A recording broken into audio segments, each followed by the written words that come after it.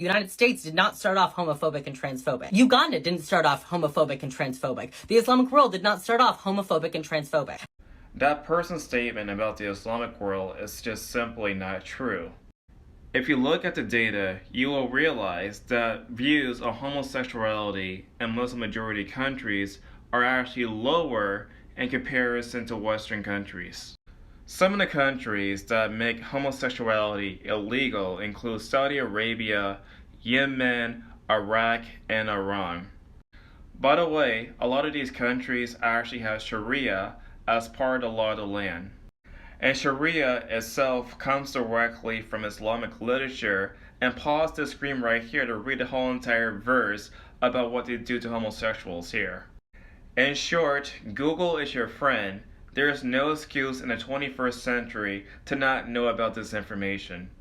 I'd suggest that you start looking up some queer Muslims because there's a lot of them out there. The queer community is not a monolith. Don't you find it a bit strange that the concept of a queer Muslim can only exist in Western countries and not necessarily the Middle East? People just love to criticize the West for all of its problems. But in reality, when you compare Western values in comparison to Middle Eastern culture, the Western values actually have more human rights in comparison to those countries. I'm not necessarily saying that based upon a person's racial background. I'm saying it based upon cultural attitudes.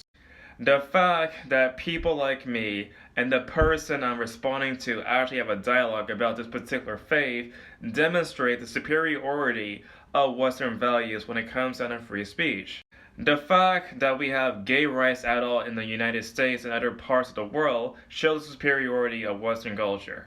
The fact that there is freedom of religion shows the superiority of Western culture.